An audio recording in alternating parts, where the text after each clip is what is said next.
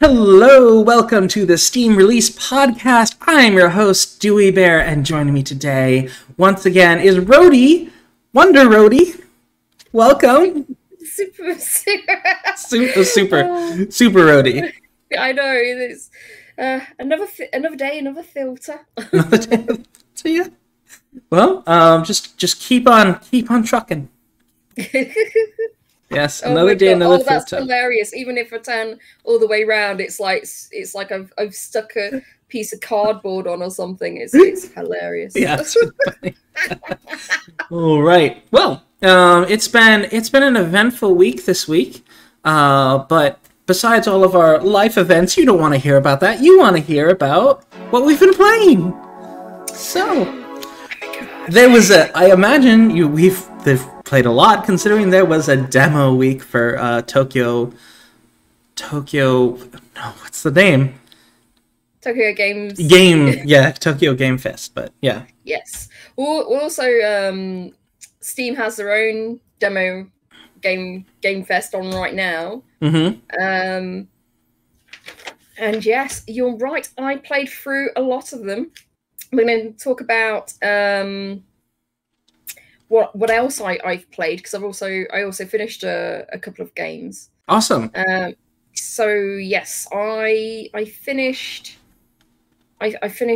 Miss Fisher and the Deathly Maze.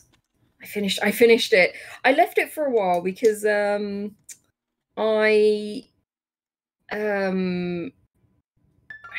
was it? It was just like I didn't feel like reading too much lately. You know what I mean? But it was, so I was like halfway through the second part, the second chapter, and I left that for ages. And then, you need to scroll down a bit because you've got the banner. Oh yeah, that's right, the banner. Yeah, I'm sorry. The jazz just got me. Does it play jazz like actually in the game, or is that just on the trailer? Oh no, it plays jazz in the game. Because the TV show does as well, you see. So it's like that's a theme tune. So yes, oh yes, it's I had fun. I think the second chapter, it's got a little bit more in there, a bit more playability, a few more sort of like hidden objects kind of thing going on, more costumes to find. I am so upset there will not be a third chapter though, because they wrong their way to Shanghai, and I'm like, no! Oh, Miss Fisher in Shanghai. That would have been really cool, yeah. Because I grew up on a lot of old. I'm sure a lot of people have seen some of those old Hong Kong and Shanghai films, and like the 1920s in Shanghai is such a cool setting. Oh my god, yeah, I know exactly, and because it's like cyberpunk, but sort of before cyberpunk. Yeah. It's like I don't know what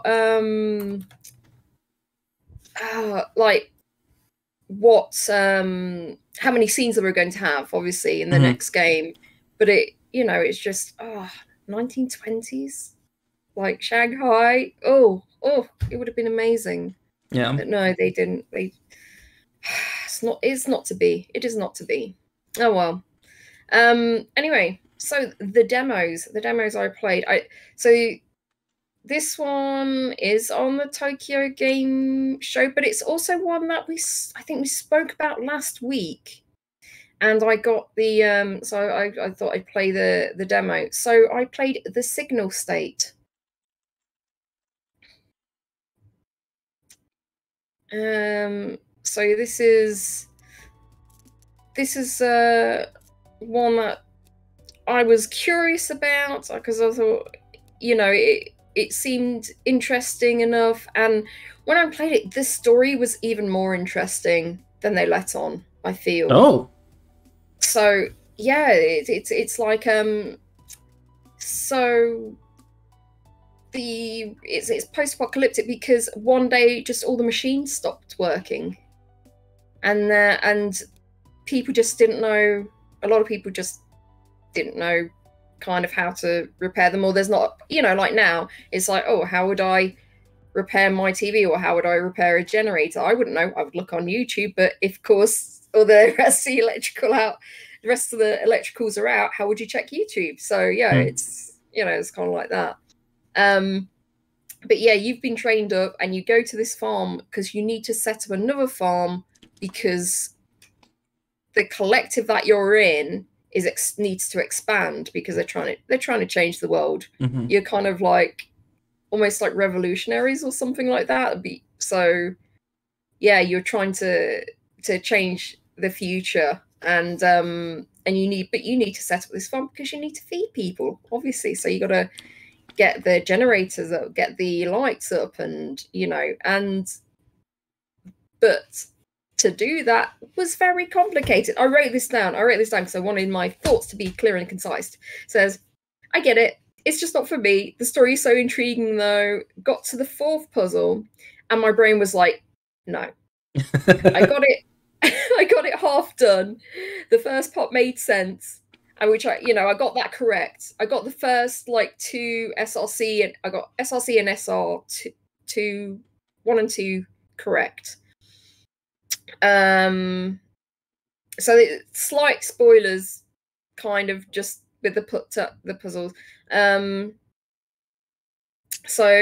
first part made sense. I had to subtract the SRC1 and SRC2. I did that. That's the third and fourth part. But that's not exactly what the value you had to put in.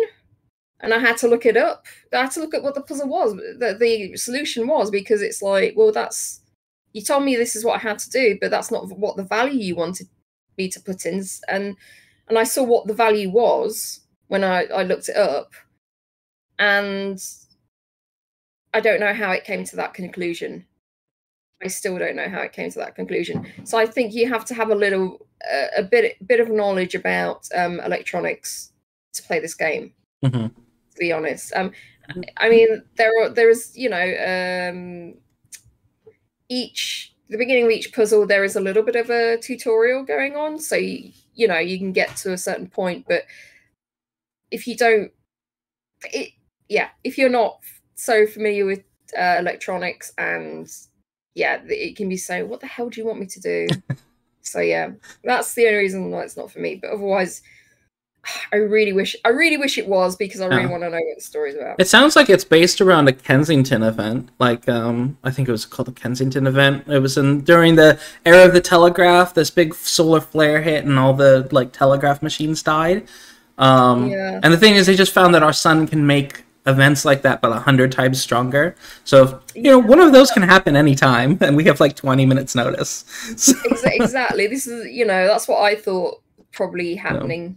Yeah. The second demo that I played was The Drifter. The Drifter. Ooh, aesthetic. I jumped the car back in Breaker's Cut.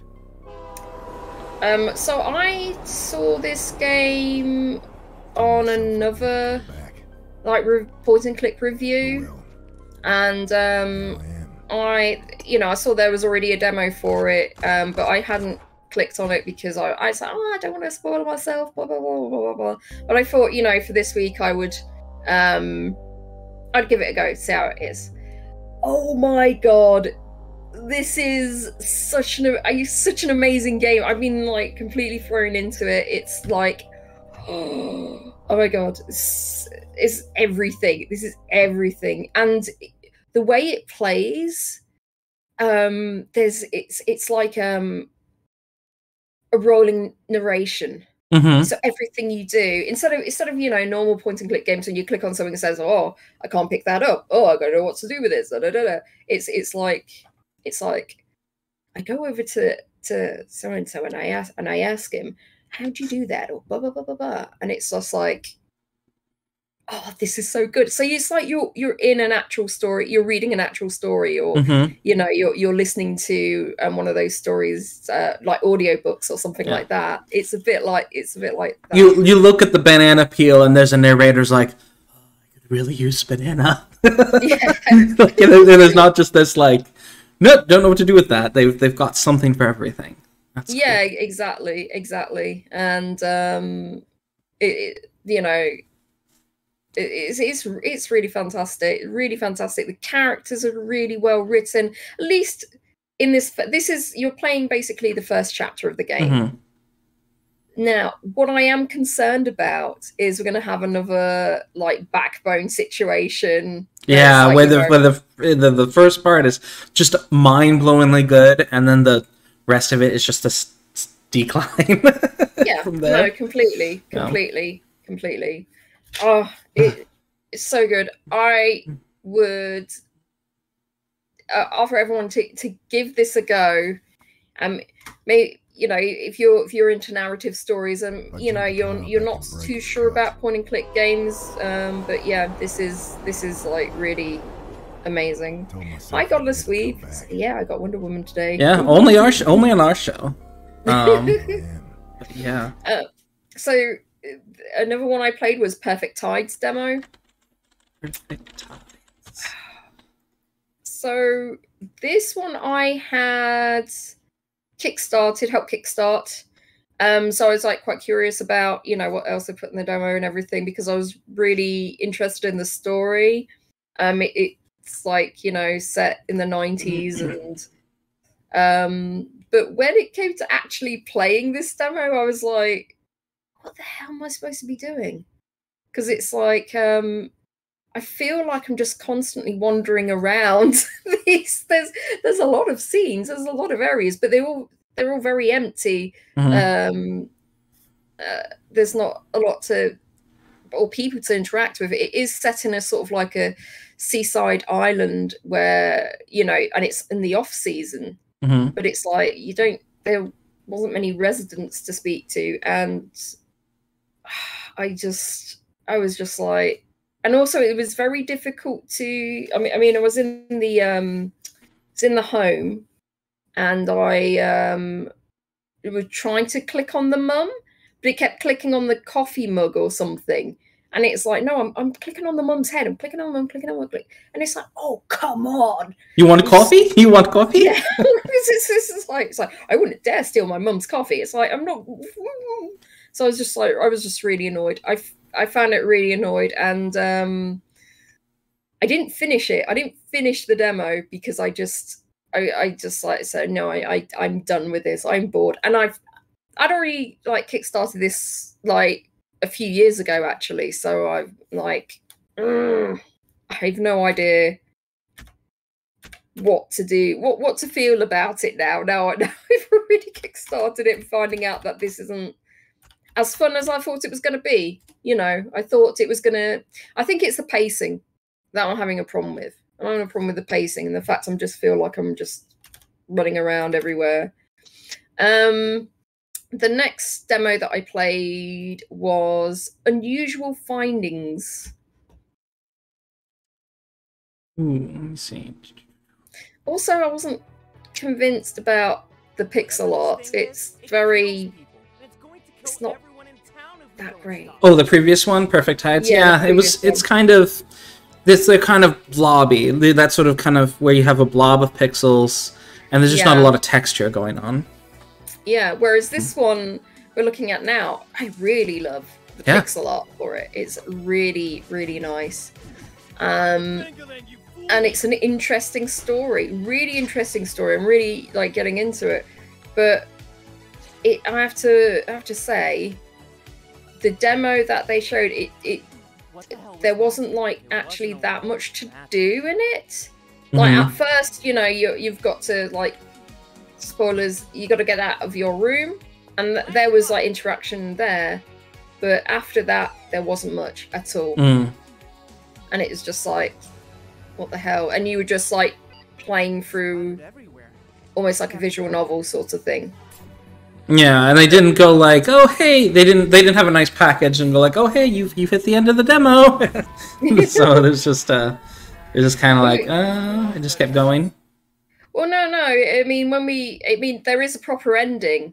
It's just that proper ending to the demo, but it was just that I wanted a bit more of interaction rather than just like clicking through like a kind of like a story, and then I just got to click on this thing I had to get across the river, but that was it. That was all there was after that initial first sort of escaping from your bedroom. However, the music in it is fantastic. And this is going to go on Kickstarter soon. It didn't say when. But yeah, I think they need to work on like more sort of interactions. Yeah.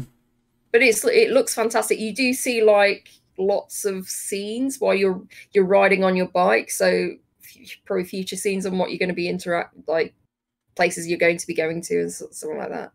But yeah, interesting. Yeah. The next one I played was House Flipper. Yeah, House Flipper City. House Flipper City. Oh, House Flipper City. There we go. Yeah, and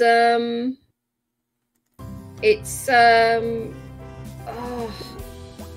this. I mean, this is the kind of thing I kind of like, but I found it so fiddly, and I couldn't get it. That sort of top-down angle. It's like I feel like I couldn't zoom in enough to try and put all these cabinets in, and it was just a bit messy. So you can't have like that third-person perspective. Oh, no. So you got it from that perspective only. That would be really annoying, because I think the original House Flipper you can just be inside the room. Yeah. Oh yeah, you can. And it doesn't really make sense why they wouldn't let you. Yeah, it's just I just found it. It had quite a robust tutorial, but yeah, it was just the game bit annoying. Yeah. The last and final demo that I played was Negative Nancy. Right.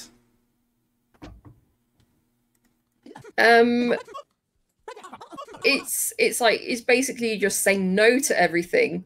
And there are going to be more chapters in it, but this particular chapter is about saying no at your job.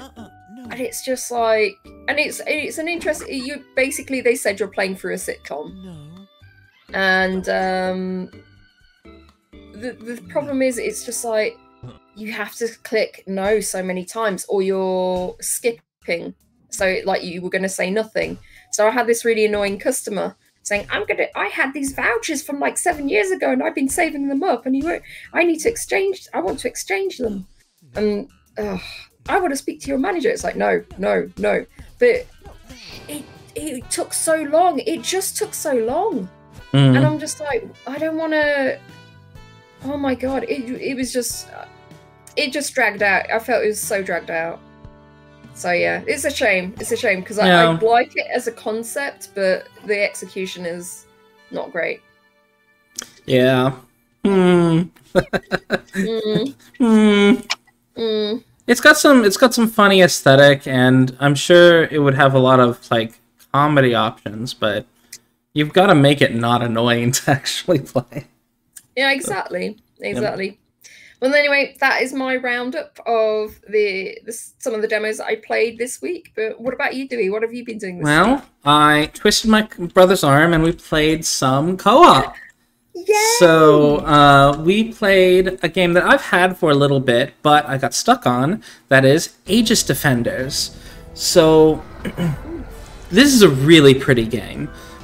Set in this fantasy universe that honestly, with the writing, I was stuck at like chapter 3, but now we're at like chapter 6 because me and my brother just started fresh, and within like, it's so much faster when you have a friend, because normally you play the game like swapping between different characters as you progress, but it's so much faster when you just have 2 players. It's so much faster, so much nicer. It's really designed for 2 players. Because I could not get past the 3rd level, but with my brother, it was easy peasy. And even now with my brother, like, level 6 was still very difficult. But what I love about it is the story, the setting. Even though it's like this 2D pixel art platformer, so there's the platforming section, there's the puzzle section, and then there's the actual tower defense section. So it's kind of a mashup of different genres.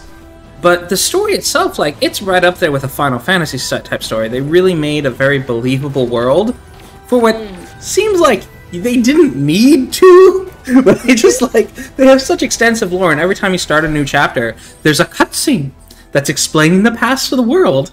And, you know, they do it because something in that next level is going to be somehow pertinent to this. And this is how they make sure that, like, you understand why characters might react to certain things. Because, of course, they already know this, but they're not just going to, like, tell you, because that would be awkward. So instead, you just have a cutscene where it's just, like, the history of the world. And it's just, like, some random person just explaining the history to you. And they're not very long. They're, like 30 seconds. 30, 45 seconds. But it's really beautifully drawn. And it's made for just a really realistic world. And every time you come across a new character, it's just like, I understand this person's motivations because they're part of this faction or whatever. So I have to say, the world looks really well done. I really like the pixel art. And... so beautiful. Yeah. So beautiful, really fun. I highly recommend this, but, you know, with a caveat, I recommend this if you have a second person to play with. Because it's only couch co-op. But it's so good. So me and my brother, we're going to be playing this for a while and finish it. And then after this, I think we'll play Children of Morta co-op, because I haven't done that yet. But yeah, it's highly recommend Aegis Defenders. Then, solo-wise, I've been continuing my adventure through Crosscode. I'm really on it. I just want to finish it because Chapter 7, they introduced the romantic subplot, and then, like, suddenly a bunch of... And then, of course, you find out who the main character is, because it's kind of a mystery through the whole game, and then suddenly you find out, and it's like, what? And now it's just like, okay, I want to get to the next plot line. But there are very difficult puzzles in this game, so I've even had to crack and look up guides, because a lot of them are timed-based puzzles. So you get a projectile going, and you need to clear the path for that projectile to go the right direction as the projectile's flying. Oh my god! Which is so stressful. I was quite curious about this game, but I think because of the way the puzzles are, I don't think it's one I would pick up myself. Yeah. The story's so good, and like what's funny is the main character is well written, even though she's a pseudo-silent protagonist, because there's an error in her computing, so she can only say a few words, and they have to hard-code additional words as you go. Right. So she's got like 6 or 7 words. So she's kind of a silent protagonist, but the artist used so much expression for her different like character like moments, and then she's of course having to use these few words in creative ways to make sentences or get across points. It's so... So yeah, Crosscode, highly recommend. I'm 75 hours into the game now. And I still got like 3 chapters left of the storyline. So, but highly recommend Crosscode. Check it out. The developer has officially announced they are no longer developing it. After 10 years, they have stopped all development. It's done, it's packaged, they added all the stuff from the consoles. It's complete. Yep, it's complete. And they're now working on their new project, which the developer streams on YouTube, his development process, so you get to see a sneak peek of what he's working on. So, but yeah, it's Radical Fish Games is a great developer. Yeah, and Godless Weed, if you own it, you should play it. It's very good, although you need a controller. You can play it with the keyboard, but controller is much better. Yeah, that's it. That's what I've played this week. Nice. Alrighty, so... next we have, before we get to the release list this week, we have the Catchup list, which is from September 24th.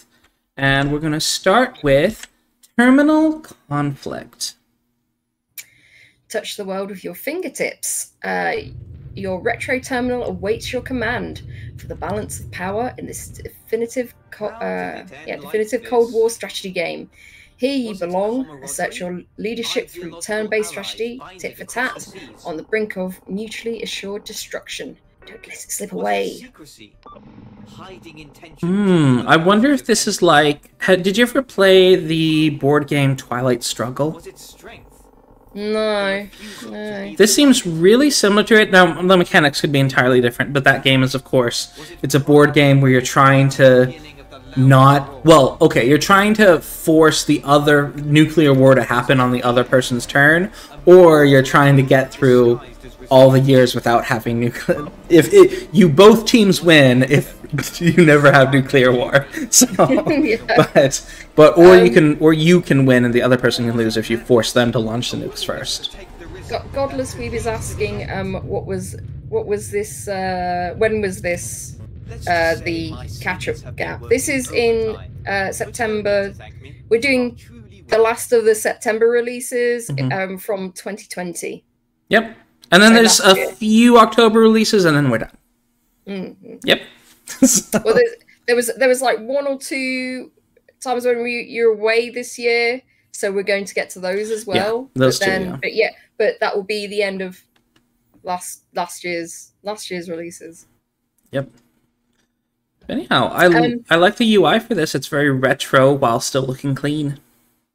Yeah, I really like the. I do really like the way this looks. I like the way the maps done on this screen as well, and I like the blurbs that they've got on there as well. When they're giving you information, it looks great. It looks great. So it is single player, but also has online PvP. So I assume 1v1. One person's playing the communist bloc, and the other person's playing the NATO. And that seems like pretty fun head-on game. It just all depends on the balance, but I'm assuming the balance is pretty good considering it is mostly positive at 71%. Yeah, with 42 user reviews. It looks fairly solid. It is like, this is Terminal Conflict Commander-in-Chief Edition, so this is like $23.79. So that's the price that I've got, and there's also like a bundle which comes with the all the DLC, which is £31.12. I feel like that's quite a lot, but these are like strategy games, so they are, they do run for a little bit longer. Yeah, it's almost like buying a board game. So yeah, pretty much. Yep, so that is Terminal Conflict by Strategy Mill. Next up, we have Interstellar Rift. Interstellar Rift is an open-world starship simulator with an emphasis on ship construction and multiplayer interaction. Survive in a hostile galaxy with your own custom-designed and constructed starship. Invite other players to join your crew or fight them across a galaxy. The first up, the 3D is a wee bit crunchy and the lighting is quite flat, but I've seen worse. It still looks reasonable. It's not like painful to look at least. So. That's true. We've definitely seen worse. It sounds like and this is been picked up by a lot of people. It's standing at 70% positive with 1,169 user reviews. So yeah, it's, although 70%, there's still quite a few unhappy customers. Yeah, quite a few negative. But it's online. So I like that. So there's online PvP and then there's also online co-op. Does that mean? I guess you can go up against other. I guess you're going up against other ships. Wow. But I do like how very manual all the tasks are, because like you've got to go to different stations and physically do different things in order to get tasks done. That's kind of engaging, and of course, but it's but I do wonder. Let me see. Yeah. The economy of Interstellar Rift runs on the resources that can be gathered out in the galaxy. Vast asteroid belts circle planets and solar systems filled with precious ores and minerals. Start up your resource extractor or send out a wave of mining drones to do the hard labor for you. Visit stores, Logicorp and Galactic Trade, or drive a hard bargain with stranded pilots as you deliver them fuel, I think. Mm-hmm. There's a lot of the negative reviews I'm looking at. They kind of premise it like, okay, I've played it for like 200 hours, or like I've played it for 80. Like they've played it a long time, and yes, I had fun, but they're like, there's this issue, there's this issue, there's this issue. They're kind of listing off all the issues, and they're like, I want to recommend it though. Yeah, that's something I'm seeing a lot of. A negative review, mm-hmm. which is weird. I saw a few though. It was like, why have you sunk in 80 hours if you don't enjoy the game? But no, they had fun. I love this review. Almost like Oprah joined the dev team and was looking at random content and says, you get a bug, and you get a bug. Like Palmetto Season in Florida, Egyptian Curses, or the Bee Movie. It's buggy as hell. Oof. Oof.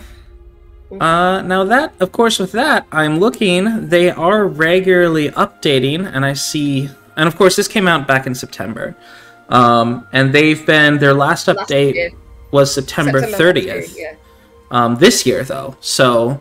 Oh, that's good. Yeah, so they've been patching this whole year. Every single patch has like a dozen or more bug fixes.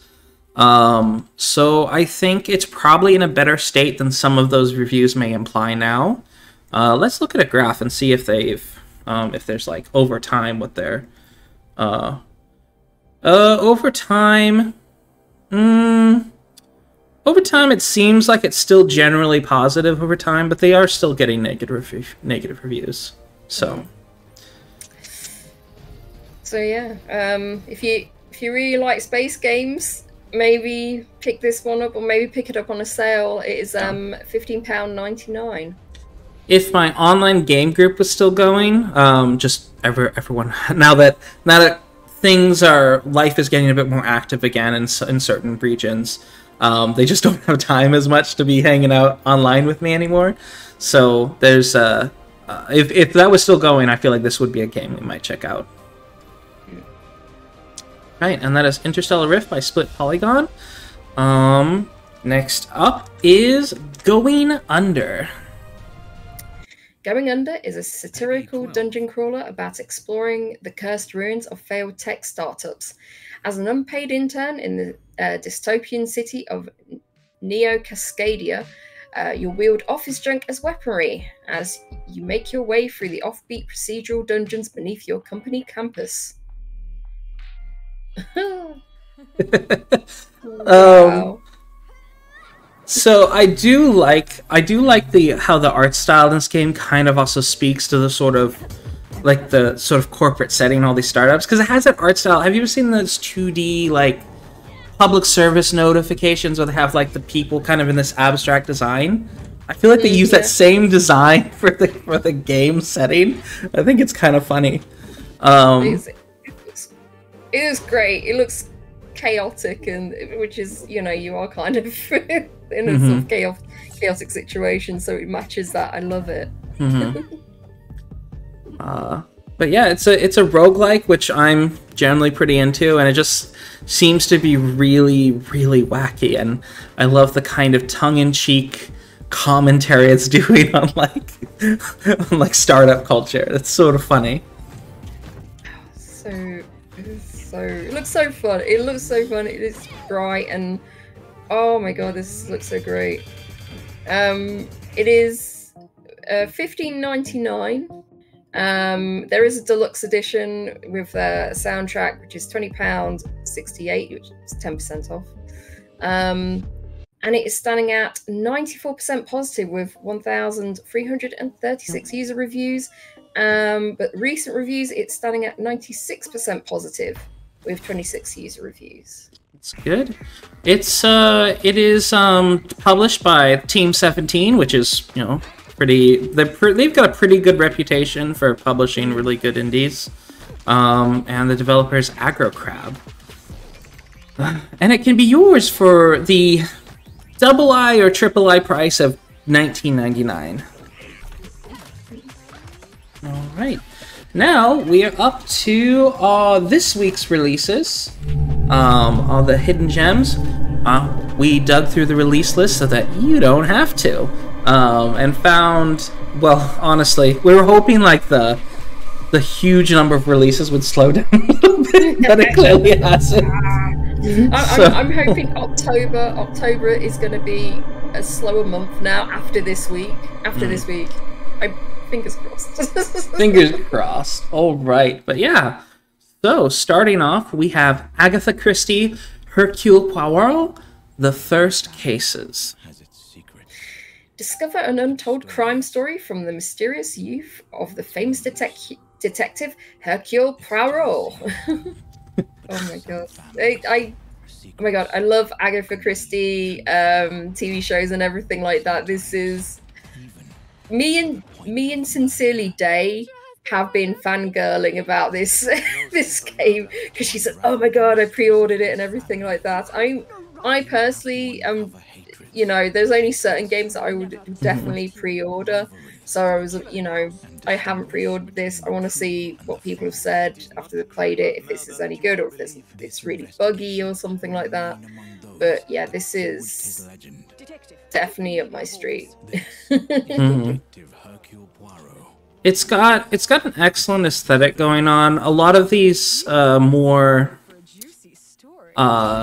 you know, the games that are kind of doing making a game for a franchise, they often try to go really safe on the aesthetic, or like you just look at it and it's like, oh, this looks like a dozen over games, but they have a pretty, you know, a pretty standout art style, I think, but while still kind of really fitting it to the theme.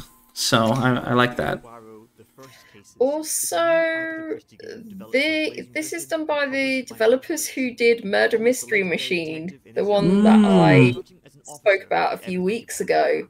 So that's not great, because although the mystery was interesting, the execution wasn't fantastic.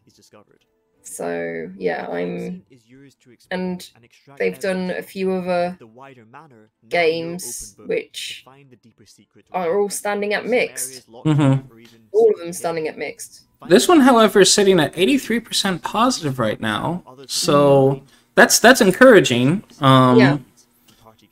I do like the top down when you're moving around, the whole top down thing. I'm wondering if you can move the camera or not. Because the most annoying thing would be as if like something's hidden behind a wall that's supposed to disappear if you get close enough. But yeah, it looks so great. Godless Weaver is saying, end of October we lots of games to cash in on the spooky. It's true. We've already started to see it. There's been quite a few jank horror games that people will just snap up because it's a horror game. Yeah. Another thing that puts me off about this, it is $24.99. There's been no like initial discount or anything on it, and so yeah, I'm a bit reluctant about that. They did release a patch on October 1st, doing some fixes. So there were graphical issues going above 60 FPS, so that's been fixed. And some of the German and French dialogue were cutting off. But yeah, it looks like they've been... they just went ahead and fixed a couple small issues. Hopefully, if any more show up, they will also continue with that. That's good. Yeah, so that is Agatha Christie, $24.99, Hercule Poirot, The First Cases. Next up, we have... I'm kind of curious, since it's called The First Cases, does that imply they're going to do more? Could be. Wait a second, is yours $24.99? Yes, 24. Oh, did they not adjust the price? No. Oh, you're getting shafted in the UK. Oh, you know what that means? That means the Canadians are getting a bargain then. Oh my god. Oh my god. So, you gotta just like, I didn't tell you to do this, but you know, VPNs exist for Canada. Oh my god. Yeah, that's not good. No. Developer, adjust your price for local costs. Alright, next up we have NYKRA. Or NYKRA. A narrative-driven sci-fi... A narrative-driven sci-fi platformer game set in the firstborn galaxy of the Heptaverse. NYKRA. You travel the ancient and abandoned planets in hopes to find the origins of your existence. Sorry, of course, I waited just when you were drinking to like announce the next game. That's on me though. That's on me. Really pretty. It's quite pretty. Again, I'm a sucker for pixel art, and I love this. I'm really into sci-fi, and I really like these sort of like pixel, sort of like futuristic alien worlds, and it just really suits the pixel aesthetic. I love it. This one, so it's described as adventure. There seems to be a tiny bit of platforming, but really not that much. Like this seems to be more about adventure and a little bit of action going on. I'm actually kind of curious whether what sort of gamer this would most appeal to. But it's really pretty. The game was developed by one person, EDG, over the span of 8 years. All while learning how to make games at the same time. There were a few unfortunate consequences of this, but it has made NYKRA quite a unique experience. EDG has always been more of just a designer at heart, so learning how to program and developing an entire game was a colossal challenge. But NYKRA is here after all these years of development and redesigns. 8 years, wow. Incredible. Well, on the bright side, if EDG doesn't want EDG is now a fully qualified game developer, so if you want to do more games or get on a team, you've now got your resume, basically. So that's awesome. It's mostly positive at 77%, and it's being sold for $19.99 USD. Yeah, 40 user reviews. It is $15.49. There's no discount though. Yeah. So yeah. I'm just wondering how long it is actually. Yeah, I'm looking at reviews, and I see up to 10 hours on them, but most of them are kind of in the 3-hour zone. Yeah, I've seen quite a lot with like 2 to 3 hours, up to 5 hours. There's like one with that's 10 hours, but mainly seeing like 2 to 5 hours. Oof. Yeah.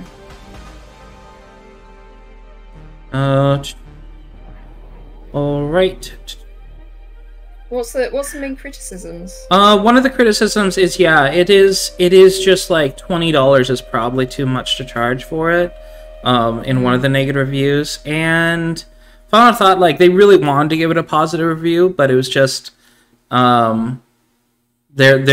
have a bug where they're stuck at chapter 3, and there seems to be a few different people who mentioned that I'm stuck at chapter 3. Including a German review where like I was like chapter 3 was like, oh okay, yeah, he's probably complained about the chapter 3 bug. So, but the developer has been doing patches. They did patch on the September 30th this year, fixing bugs. Yeah, so of course, yeah, we're not in the catch-up list anymore, so of course it's going to be September 30th this year. But yeah, they've been doing fixes. They're up to patch 3. So the dev is addressing concerns. So that's really good to see. They're not going to let 8 years of work go to waste. But with, let me see, with 40 reviews, they've probably sold about 1,200 copies, which is nice, but I feel like had it been priced a little bit lower, they might have been able to make a lot more sales. Yeah, I was thinking it's too expensive, but yeah, maybe wait till the sale. Yes, we did. We did cover Virgo versus the Zodiac. I remember that quite clearly. Oh, okay. Yep. I don't know which episode that was, but it was a while ago. Yeah, that was 2019. Yeah, 2019 probably. Yep. Next up, all right. Next up is Peachleaf Pirates. Washed ashore with no memory of how you got there, an eccentric cast of locals welcome you to their quirky paradise. Divide your time between adventuring and homesteading and discover there's more to the island than palm trees and parrots in this colourful RPG with point-and-click and farm sim elements. Wait, you have a dinosaur on your farm? It does look a bit like RPG Maker. Yeah. Godless Food. This was like, I was kind of like, a bit about it, but no, I don't think it. So they might be using it as the engine, but all the assets look very much handmade. And of course, but they also have some. They also have more of an actiony combat system too, which I don't know if RPG Maker is that good at that. But it looks quite nice. It looks quite nice, but it's not quite the aesthetic I like for. I don't know. I feel like a farm sim. Everything looks a bit. I don't know. It doesn't have that kind of soft touch. I guess, if that makes sense. I don't know. Yeah. But yeah, I'm not big on the way this one looks. There's a real lack of topography too. Everything's very flat. It seems so. Yeah. But you know, it might be something that for those who like farm sims, it might be something that you'd like to pick up. Because you know there seems to be dinosaurs. It says bees make honey, hens lay eggs. Dino flies. What do dino flies do? That's what it says. Oh my god. But yeah. So, yeah. It's it has 100% positive right now, and it's developed by Dog Kiss Studios. It's their first game on Steam, and yeah, it's just very charming. And it's only £4.67 with 10% off right now. So yep, $6.29 USD. Okay, next up from Tuesday, September 28th, we have Keyword: A Spider's Thread. Load. There we go. Become an investigator in Keyword, a narrative thriller where you depend on skills of logical deduction, hacking, and social engineering to solve challenging puzzles as the only means of finding your missing daughter. So it's like it's a Neeson. What's his name? Yeah, Liam Neeson. Yeah. It's a Liam Neeson simulator. That's the one. That's the thing that I thought about when I saw it. I was like, yeah. Oh my god. But it looks quite good. I have to say, it looks pretty good. I like the interfaces and everything like that. You know, they all look very familiar. The city kind of looks fantastical, kind of thing. I quite like that. And it looks like there's some folklore in there as well. Yeah. East folklore. They're doing a pretty good job of... so some of the UI is very, very crunchy. But as far as the environment art is also kind of crunchy. But they're doing really cool things with perspective and like just kind of framing the moment where they're using kind of budget graphics, but they're doing as much as they possibly can with it. So that's cool to see. So, yes, Scott Sweep. You can, there is a free demo, so you can check it out before you commit. And it says set in the near future of 2048 in a city inspired by Toronto. Keyword merges cyberpunk with traditional Chinese aesthetic, creating an eerie, immersive environment. I did not think Toronto. Yeah, so I didn't need either. Utilize binoculars to tap into your investigative side and uncover if people are who they say they are. Immersive soundtrack that mirrors the emotional tone of the gameplay. Travel through time loops, changing your view on reality and evaluating if forgiveness is always possible. Reconsider the consequences and impacts of sharing your data and information online. Gripping and thought-provoking narrative written by future science fiction master award-winning author Jiang Shan. 3 difficulty modes that let you decide the level of challenge you're willing to take on with flexible hint system if you get stuck.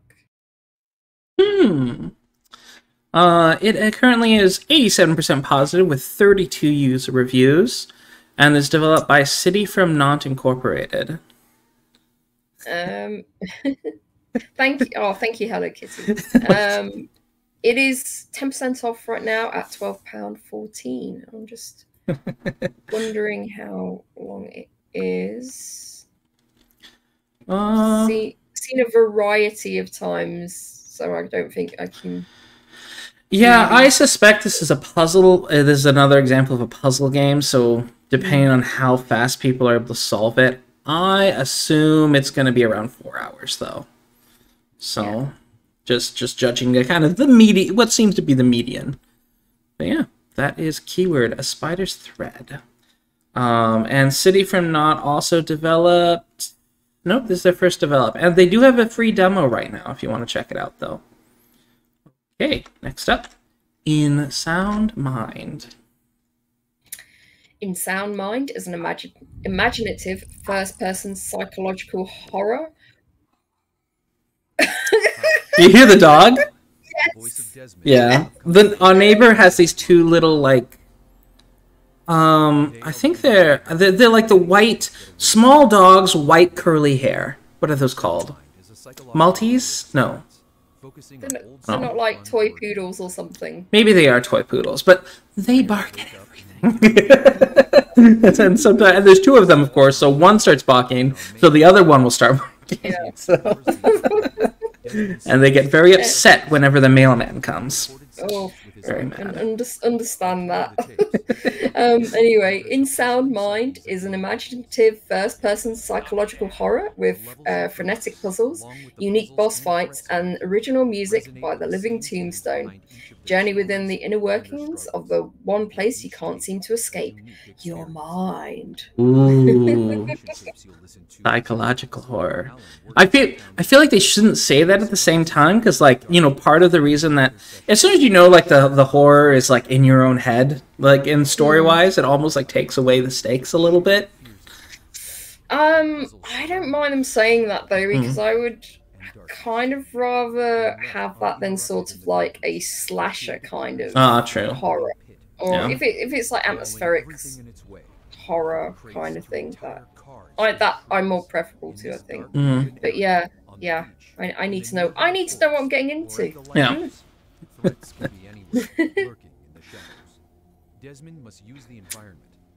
don't know why, but I know that but isn't the Living Tombstone a pony music guy? Oh yeah, the eerie soundtrack by the Living Tombstone.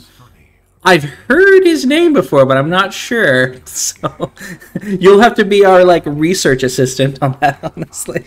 So an eerie soundtrack by the Living Tombstone. The internet icon lends his distinct sound to the next generation psychological thriller with a distinctive song for each story. Interesting.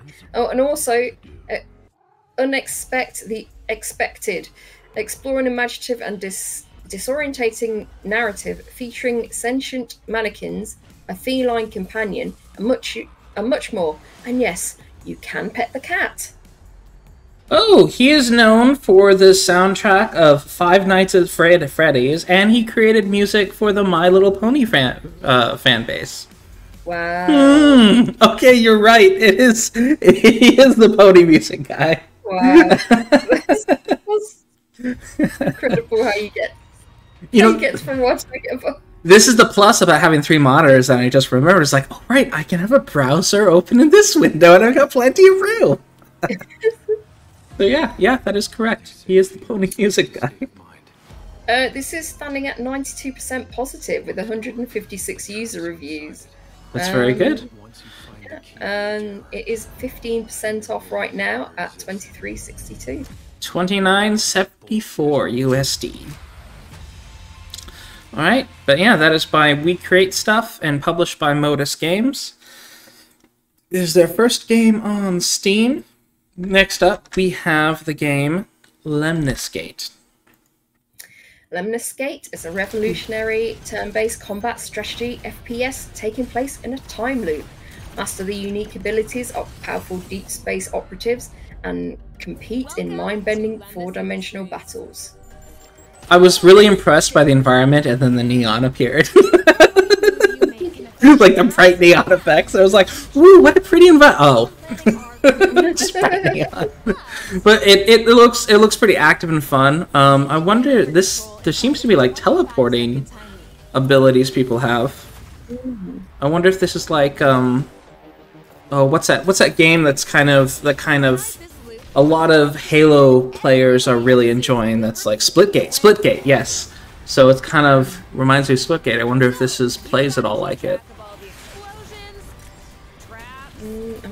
I wonder if anyone has said in the comments. Oh, this one's even trippier. Okay, so what this game exists in a time loop. So when you shoot and like kill your enemy and all the rest,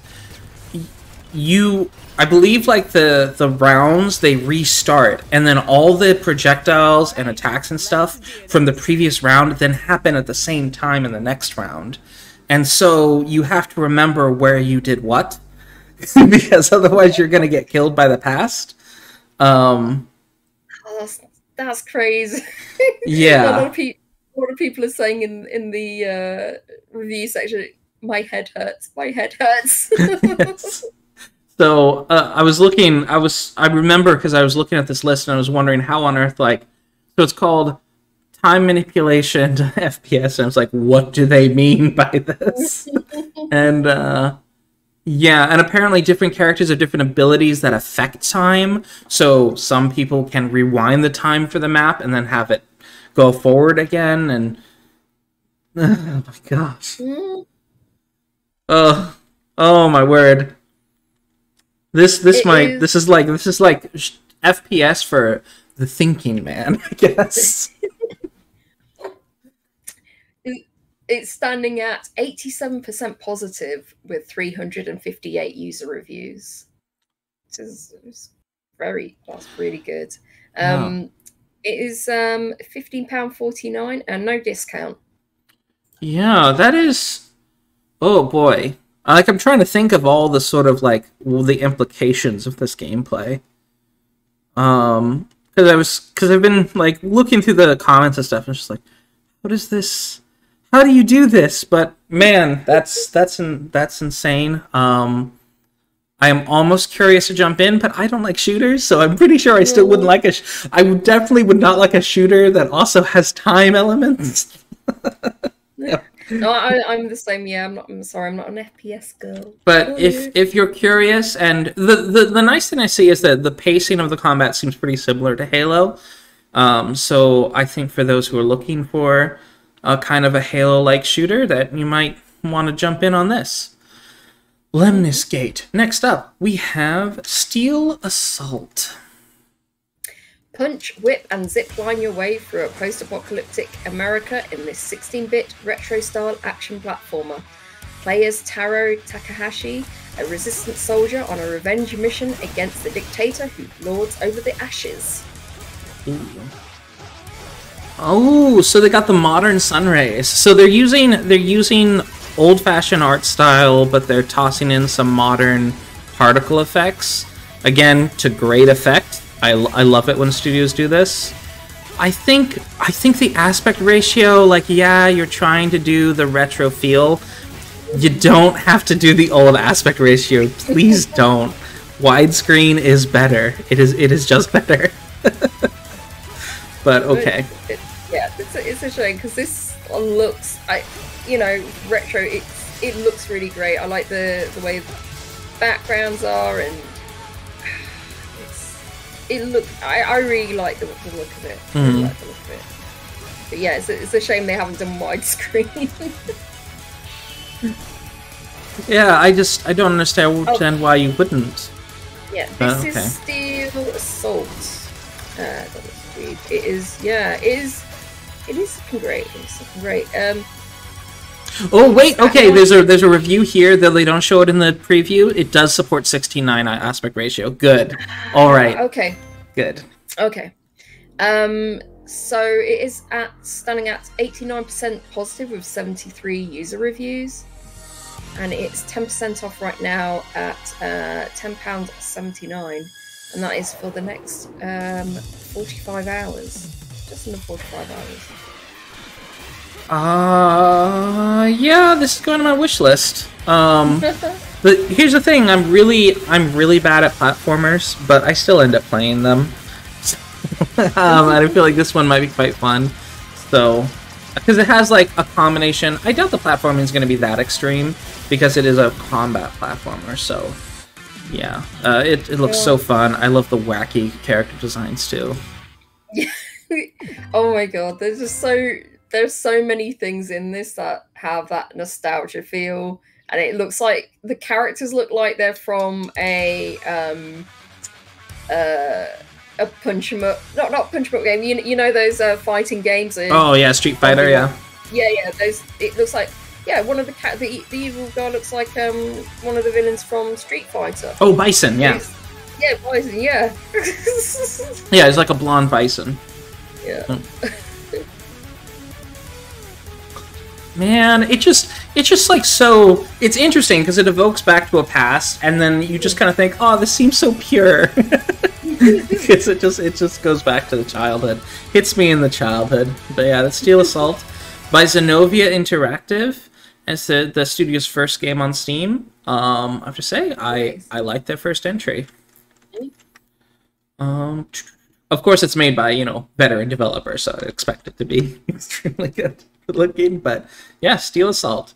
Next up, we have the long-awaited, especially by Happy Kitty, UnMetal.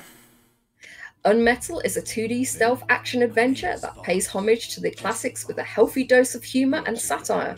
You play as Jesse Fox, who is definitely not an elite commando, under arrest for a crime he didn't commit, and must escape to a covert military base using his wits and fists. Oh, Happy Kitty already finished it. Oh, wow. Really? So since you finished it, how long is this game? If you can inform us of that, that would be excellent to know. But I hope I said Jesse Fox and not Jesse Cox. Yeah, it's Jesse Fox. Yeah. Jesse Fox. Yeah, which I guess is a reference to like what Solid Snake. Solid Snake. His logo is like the lightning fox. So I feel like that's a cheeky reference. For me, it was 14 to 15 hours, but I died a lot. Lots of replays. Okay, that's good to know. So 14 to 15 hours. Yeah, and it's going for $15.99 right now with 20% off. So that's a pretty fair price then.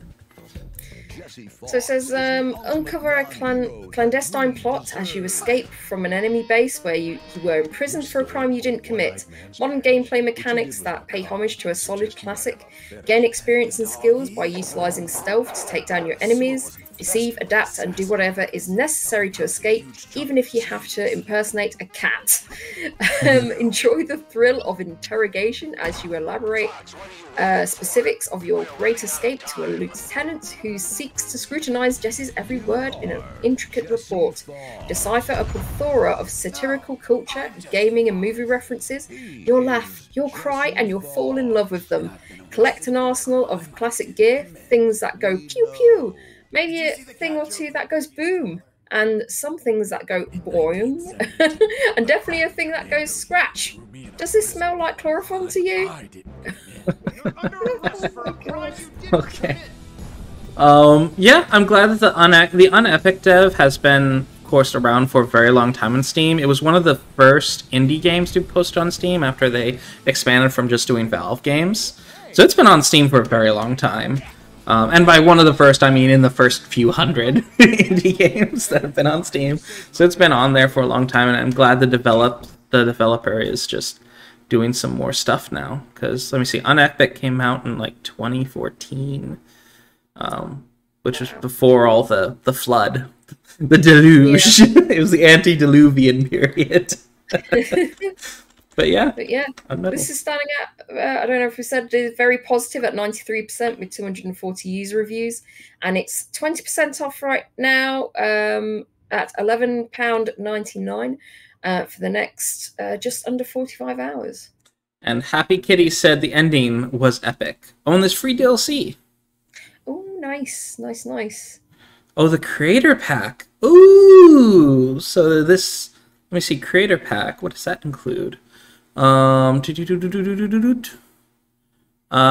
your favorite creators get their voices in the game. Oh, what? Voice pack. Oh, okay. So there's like it's like a bunch of voice packs.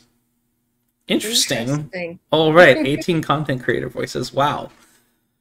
All right, so that is UnMetal. Next up, we have Warped Frontier. In the year 2215, orbiting humanity's newest extrasolar colony, police captain Vincent Cassini becomes embroiled in an inter-system conspiracy to bury crimes that occurred during the war that devastated his planet. Ooh. I love how this is just kind of casually sci-fi. I love it when they do that. It's like, you know, it just seems to be very like, okay, the sci-fi is just kind of a setting. Like we're just doing like, he's just investigating crimes. It's not like, it's hard to explain where like a game is just kind of casually set in the sci-fi environment and just permeates the entire thing. But it's not, you know, this is, he's not doing stuff like, oh, discovering new aliens appearing or, you know, all the rest. It's just like, nope, this is just, we're setting a story in this world. Yeah, just a detective story. Game set in the future. Those are always my favorite fantasy slash sci-fi games, when the premise of the story could fit in any time period. So yeah, I like that. It makes it seem a lot more real. There's something that looks a little bit jank about it. I also don't like the font as well that's been used. Yeah, but yeah, it looks definitely like competent enough, and some bits look like quite nice. But when you're inside and there's like a lot of grey and everything, that some things don't stick out properly. It makes it look a bit flat. Yeah. And some of the characters are like, it's not bad, but some of the characters are just like, it just doesn't, it looks very gritty. I guess they're going for a very gritty look. Yeah. Yeah. How long was I gone? Yeah, but in doing so, it's made it look a bit flat. I don't know, they should have done. I don't know what they should have done to make it pop, but yeah, they really needed to do something to make it the certain items and objects look a bit distinct, because it's blending in with the backgrounds really bad. Unless like the cursor's gonna change its appearance as you go over it or something, like, or there's like a The only other way I could think about, like, because in crosscode you have ability to investigate, and then it highlights everything that you can look at. So yeah, the problem is you have there is then you're kind of pixel hunting, whereas the scene itself should be just distinct. If you yeah, it should naturally take you from one location to the other. Yeah. Yeah. Okay, that is Warp Frontier. It's 10% off right now at £10.25. There's only 5 user reviews, and this is also as a special promotion for the next 45 hours. Yep. Just under that. All the current reviews are positive, though. So, yeah, that is Warp Frontier. $13.49 USD. Next up is A Year of Springs. Experience the stories of Haru, Erika, and Manami, a trio of friends navigating their feelings of love, connection, and just wanting to belong. It's so adorable. It looks very, yeah, it looks very fluffy. It looks very kind of fluffy and soft and very endearing, yeah. Yeah, I suppose it's set at that very sort of like special time in I don't know, how old are they? I don't know. I don't know if they're supposed to be like right out of college or something. Yeah. So, because usually when it's like when it's tackling those kind of subjects, they'll tend to like go for like high school students. But it's like this seems maybe to be like people that are older, and yeah, because they all have jobs and stuff. So yeah, and I quite like that because yeah, usually that's not something particularly looked at. I think a lot, yeah, like I said, a lot of these stories, it's always, oh, the high school students, oh no, so and so's called me such and such a name, blah blah blah blah blah. And it's like, like what was that game I played? You know, when the one with the IRC game, the and it was just like, oh my god, these scenarios are just ridiculous, and there was just a no-win situation in them, and it was But I really like this. I really like the look of this. God, the sweep says like these games and games on these topics always are on a thin line between charming and pretentious. But just aesthetically, this one seems to be leaning more on the charming side. Yeah. So. A Year of Springs. 3 women, 3 stories, 3 springs. Yep. But yeah, it's 96% positive right now with 27 reviews, and it is $4.49, which is very cheap, actually. Yeah, 10% off right now at £3.59, and again for just under 45 hours. NPCKC. Oh, they also developed, of course, One Night Hot Springs, which I think. Oh, that's a prequel to this. That's a prequel to this, basically. So it's a free prequel. All right. Next up, we have Them and Us. Them and Us is a classic survival horror game with a focus on atmosphere and player immersion. Discover the truth of Alicia's past as she descends further into her strange unending nightmare. So they're definitely going for this is, you know, hey, did you like Silent Hill? We like Silent Hill. That's definitely seems to be what they're going for. Yeah, I do like the look of this one. It looks very nice. And it looks, you know, very atmospheric. I feel like the camera controls, which of course are part of the genre, where the camera is stuck at a certain angle and you're like, just you have to sort of control your character from a third-person perspective. A locked third-person perspective, yeah. Yeah, this looks so much like Silent Hill. Yeah, definitely. So let's see. The year is 1978. A lone bus, a terrible crash, out upon the old winding dirt roads which skirt a vast American wilderness. A survivor, a young woman, her mind scared by a life of scarred by a life of tragedy. Her name is Alicia. She's alone. She's injured. Around her, quietly, slowly, a surreal and deadly nightmare unfolds. Wow. Well, it's a bit too horror-centric that I probably wouldn't jump in, but I feel like this is right up the alley of people who played. I mean, it's just screaming like, you played Silent Hill, right? It sounds like they crammed everything in for that character. It's like, oh, she's been scarred, but a terrible, very tragic past and everything. And it's like, okay. okay. I mean, I always prefer it when, you know, you just kind of get to find that out over the course. This is what Crosscode did. Like, so just you gradually reveal how incredibly messed up this character's life is. And it's so well done. And they didn't have to tell you that. It's just, you know, if you're playing a narrative game, you want to pick up that narrative like as you go along. It's like, oh, by the way, they got a tragic past. Like, just straight in the kind of blurb it's got here, and it's like, oh, come on. Don't front load that.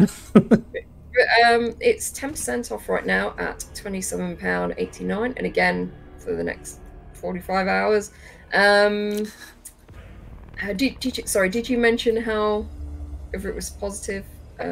Oh yeah, no, it didn't. It is 84% positive with 324 reviews, and recently it is 73% positive with 41 reviews. Let me see. Oh yeah, this was in early access for quite a while, I see. So yeah, it's got a drop of nearly 10% since it's been released. So that's a significant drop. Yeah, I am sort of curious. Let me see. The negative reviews. Can I find a negative English review? Nope. Come on, English review. I don't see any. Oh, okay. Resident Bore Evil. So basically, just the game's boring. You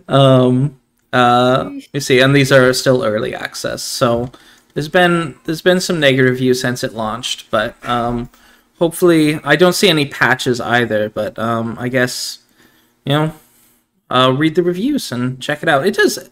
Wow, there's moments in this game that look really nice though. Like that cottage, so pretty. I think with the price as well, because it's like full price. It's just over 30 quid. Yeah, full double A price. Yeah, so let's put I would say that would put people off a little bit as well. Yep. All right, next up we have Wednesday, September 29th, SAMUDRA. SAMUDRA is an award-winning 2D surreal adventure game with a theme of environmental awareness and an emotional twist. So basically, you are playing as a...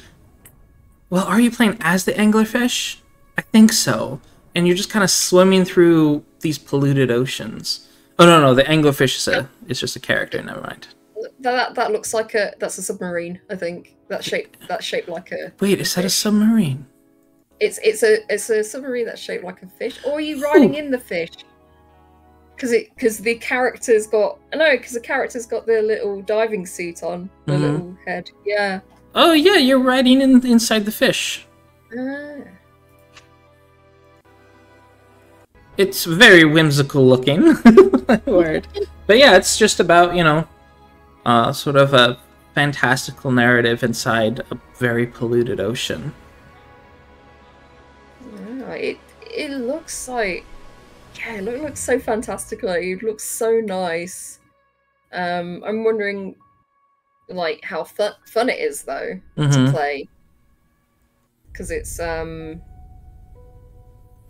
yeah, I am curious. This activism is synonymous with the project. The profits from this project are channeled towards year-round collaborations with the Indonesian Environmental Activist Circle to minimize plastic usage in Indonesia to 70% by 2025. So yeah, you'd be helping the environment. It's got so far mostly positive reviews. I mean, and they do kind of point out that it's got this nice gameplay, and basically the main character's sunk into the bottom of the sea, and you just have to try to get back to the surface, which is, you know, just narratively nice. It's 25% off at £7.71. I'm quite interested in this game.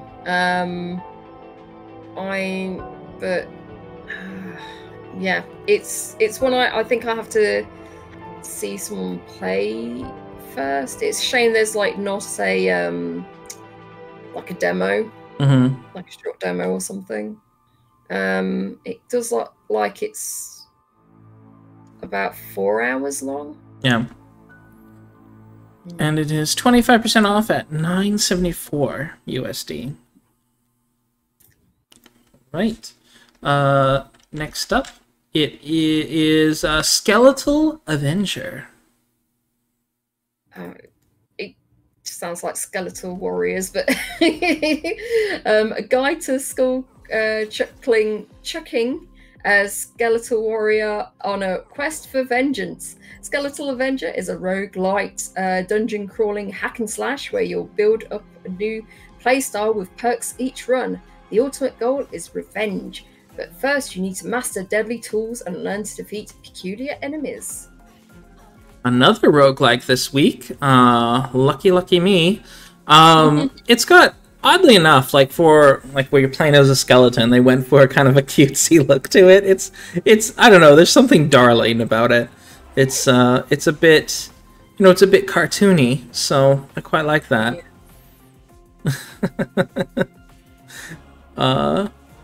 But yeah, and it looks like a decent amount of variety. Some of the color and effect choices I find a little bit questionable, but overall I think it looks like a nice roguelike. Yeah, I'm just looking at it here. I don't like the mini map. I don't like the look of that, but yeah, it looks like a mobile game mini map. Yeah, and then the outer map as well doesn't look like it suits the game, the aesthetic of the game. Yeah, but other than that, I like the cutesy art style that they've gone for. And it's standing overall at very positive with 50 user reviews at 92% positive, and the recent reviews again at 92% positive with 14 user reviews. Yeah. And 25% off at £10.11 until the 6th of October. Unfortunately, they only have local co-op, but you can build your playstyle each run with over 50 perks and trinkets. Over a dozen enemies with unique behaviors. So that kind of tells me that it's not like a super big roguelike either. Because like perks, there's what? I think, now this is a card roguelike, of course, but in Slay the Spire, there's probably 100 passive perks, like 100 accessories. There's a lot. And then, of course, that's besides you picking what cards you want and all the rest. But yeah, there's, Skeletal Avenger. By 10 tons, and that is $12.74 USD. Next up, we have DAP. DAP is a horror action adventure about gathering and protecting a pack of fragile creatures called DAPs. Lead your DAPs to safety through an eerily beautiful world, fighting off threats, solving puzzles, and avoiding the infection that twists your companions into something alien and terrifying. Is normally, like, action and horror don't always go together, because if it's action, you have a lot of agency. But here, like, you're leading your people, and each one that dies is because you're a bad player. Like, man, that's pretty sad. You're trying to keep them alive? That's... wow. I'm not... I don't quite like the look of this game. Like, the aesthetic choices that they've made. It's... yeah, the sort of dark and light effects. I feel like this would definitely be a game with a warning for folks who have epilepsy, probably. So, but still, overall, like it does have an interesting aesthetic. It's just there's some frames that just don't look great. Yeah. Yeah, no, it's a really interesting premise, though. Really, really interesting. And I feel like, and there's this horror element to it as well. So I think that, you know, some people would definitely be interested in this. There is a prologue, a free prologue to play. So you can essentially try it before you buy the main game. And that's the main game is 20% off right now at £8.79. That's till October the 6th. It's standing at 100% positive with 18 user reviews. Wow. Well, the folks who have picked it up have really liked it. So that's cool to see. But yeah, Melting Parrot is the developer. And Gus was asking if it's online. If you're asking about this game, or the last game actually, neither of them have online multiplayer. So, but yeah, it's $11.19, which at 20% off right now, which is, you know, not a bad price. Next up, A Juggler's Tale. Lead Abby, the string puppet, through a brushed but beautiful fairy tale, or bruised but beautiful fairy tale world in the cinematic adventure. Solve riddles, evade traps, and shake off pursuers on the way to find freedom. Can Abby take control of her fate with all the strings attached? I've played this. I've played the demo of this. That was at I can't remember if it was like a past EGX or if it was, it might have been at Adventure X that I played this. And one of the last Adventure X I went to. And when I played it, I found a bug. Oh. Oh no. Oh my god. But I think, so yeah, the last Venture X must have been about 2 years ago. So, yeah, this is been an extra 2 years cooking since I last saw it. And I have to say, it was very interesting. It was very interesting because you walk along and then you're given a scene, and this girl is, at the beginning, is part of the circus. You try to escape from that, but because you're part of the circus, you could do some acrobatics and stuff like that. There are tricks that you can do. So you're very nimble. But yeah, you're trying to escape a life of unhappiness, basically. So yeah. It's really, I love the dedication of the theme as well of you being a marionette, like, and all the other characters being marionettes. Just adds a level of whimsy to the story, while also like probably being the symbolic like undertone of the storyline kind of thing. So 2 birds with 1 stone there. And the environments look great. I always say this, but I'm getting like positive Coraline vibes. Yeah.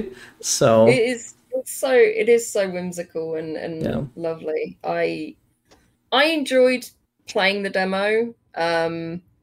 So I might check this out another time. I definitely might pick this up later. It is standing at 93% positive with 77 user reviews, and it is 10% off right now at £11.69 until October the 6th. Yep, that is $16.19 USD. All right. Next up is Madness, Project Nexus. Madness, Project Nexus is a third-person run-and-gun / beat-em-up filled with arcade-style action and button-mashing brutality. Gun your way through the story campaign or build your perfect killing machine in the never-ending onslaught of arena mode. And it's, I think it was supposed to continue because it's got a little cone on it. Let's see. Yeah, building weapons from your own sick imagination to get through just one more wave of deranged assailants, or play through the core campaign as the anti-heroes of the Madness universe and unearth the terrible secrets of Project Nexus itself. I love these games that that make the characters kind of chibi in proportion to stuff, but then it's a super serious, like, brutal game. Yeah. It's so funny. Such a funny, like, contrast. It looks like some of the cutscenes they're normal proportioned, but this is standing at overwhelmingly positive with 97% positive, with 2,328 user reviews. Wow, this would put it up among the highest rated games on Steam. Then, my word, Imagine Madness, Project Nexus, my word. And they've been getting patches a lot, and of course they have like they've just posted a guide, controller issues, try this, where they basically, you have to go through and enable some settings for folks that are having issues, and they keep doing patch notes. And right now they have a beta for version 2.0, I guess. So, Godless Weave said, played Madness Interactive as a kid. This has got to be like 10 years in the making, right? Unless it's an entirely new project.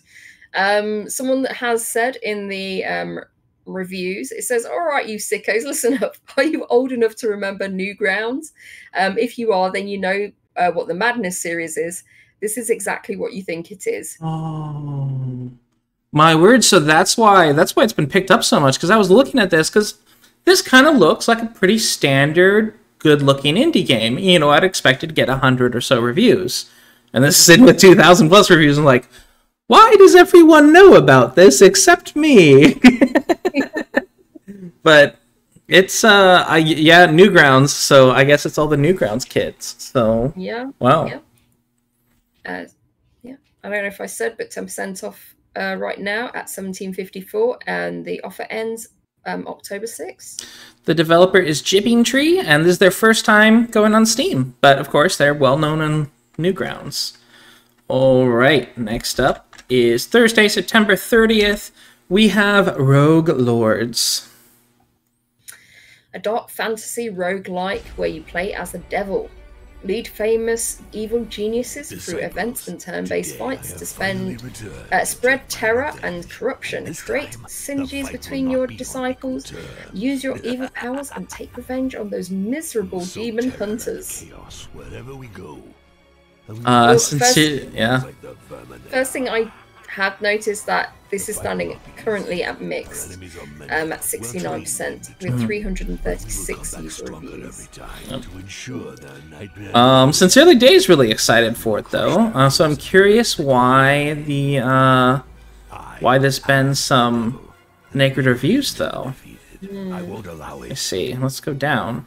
Before delving into the negatives, there's obviously been a lot of love poured into this game. All right, I always love it when a negative review starts with like, first, let me let you down softly. Let me see. The enemy encounter balance seems way off. You can be having quite a fun, challenging run until certain enemy encounters absolutely destroy you out of nowhere.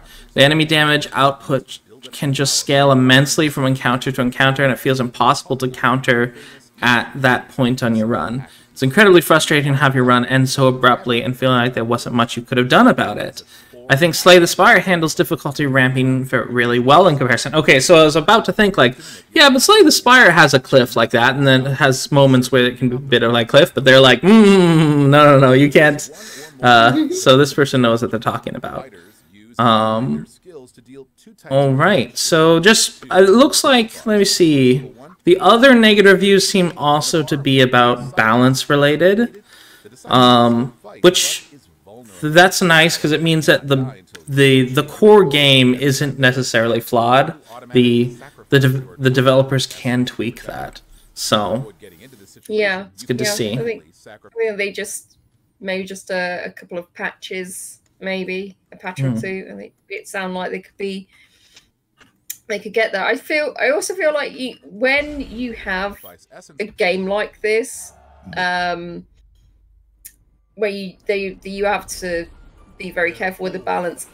you only kind of get like a big sample sizes when people actually buy it, and they can like let you know that say the balance isn't quite right on this. Another night, another conquest. Yeah, it's a bit like I feel a bit like an MMO in that sense, because it's weird. But yeah, it's 20% off right now at £15.59, and the offer ends on the 7th of October. So maybe wait a while, maybe wait, definitely wait until they've patched it, and if this is something that interests you, pick this up. Yep. Yeah, so that is Rogue Lords. Guys, who's asking if it's Darkest Dungeon-esque. I'm not quite sure if it's really Darkest Dungeon. It just seems to be a turn-based roguelike. I don't think there doesn't seem to be like a permadeath system, because you just have 9 people, so I think it's just like, go back to the beginning and try again sort of thing. Alright, next up, the highly awaited Unsighted. Explore your way. Awoken to a world ruined by war, Alma must traverse the vast city of Arcadia before the life force of her friends and herself withers away. Time is ticking and every moment matters. Who will you save? And who will you leave to turn unsighted?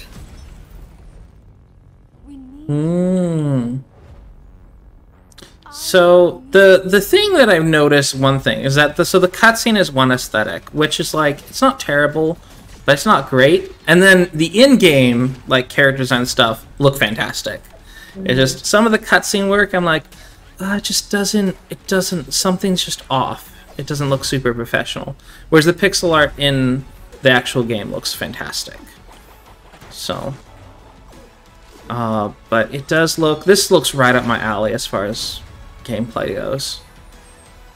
Yeah, I think you're right. There's, there are aspects that just don't look so great, and then there's just some scenes that just look absolutely fantastic. So you're right, that's right there. I agree.